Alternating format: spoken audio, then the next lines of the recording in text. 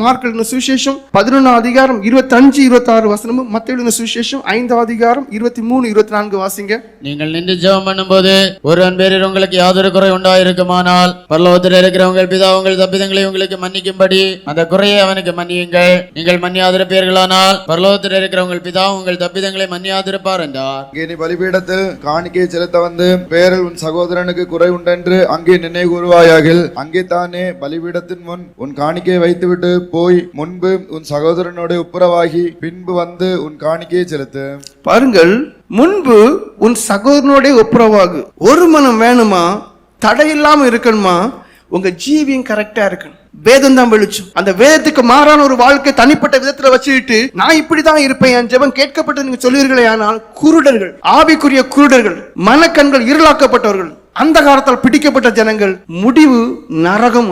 மாற்றமே கிடையாது. உங்க ஜெபத்தை மாற்றுங்க. சகேயுடைய வாழ்க்கையை சொல்றேன். லூக்கா எழுதின சுவிசேஷம் 19 அதிகாரம் 8-9 வசனங்களை வாசிங்க. சகேயு நின்று கர்த்தரை நோக்கி, ஆண்டவரே, என் ஆஸ்திகளில் பாதியை ஏழைகளுக்கு கொடுக்கிறேன்.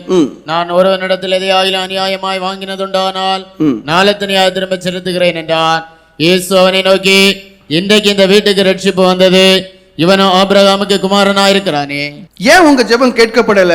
நீங்க எத்தனை பேரை வஞ்சித்து இருக்கிறீங்க, எத்தனை பேருடைய சொத்தை வஞ்சித்து அபகரிச்சு எடுத்திருக்கிறீங்க, எத்தனை பேர் கொடுக்க வேண்டியதை கொடுக்கல, எத்தனை பேரை காரணமே இல்லாம பொய் சாட்சி சொல்லி எடுத்து, இல்ல பக்கத்துல உள்ளவங்களை கெடுத்து, மற்றபடியும் இப்படி எல்லாம் கெடுத்தெல்லாம் சொல்றீங்களே, இதையும் வச்சு இப்படி மேல போக முடியும்? போக முடியாது. நீங்க ஒப்புரவாகணும். போய் மன்னிப்பு எடுங்க. நான் உங்களுக்கு பொய் சொன்னேன், நான் உங்களை குறித்து இல்லாத பொருளா சொன்னேன், இப்படி எல்லாம் நான் செய்தேன்னு சொல்லி அத போய் சொல்லி ஒப்புரவாங்க. இங்க சகேயுக்கு ரட்சிப்பு எப்படி கிடைச்சது?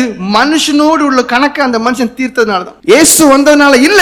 நீங்க ஜெபாலயங்களுக்கு வரதுனால கிடைக்க போறதே கிடையாது. இயேசு வந்ததுனால சகேயுக்கு விடுதலை கிடைக்கல. அவன் தான் மனுஷனிடத்திலே வஞ்சித்ததான காரியங்களை எல்லாம் அறிக்கை பண்ணி மனுஷனுக்கு கொடுக்க வேண்டியதெல்லாம் கொடுத்து அதற்கு ஒப்புரவாகும் போது, செய்ய வேண்டியதை செய்த பிறகு அங்க என்ன ஆகுது? ரட்சிப்பு கிடைக்கும். ஜெபம் கேட்கப்படும். தேவனுக்கு பயப்படுற மனுஷன். வேதத்தில் இருக்கு, என் வசனத்துக்கு நடுங்கிறவனை நோக்கி பார்ப்பேன் இருக்கு. இங்க வசனத்துக்கு நடுங்கக்கூடிய அனுபவமே கிடையாது. கட்டளைகளுக்கு நடுங்கக்கூடிய அனுபவமே கிடையாது. எல்லாம் மீறின ஒரு வாழ்க்கை.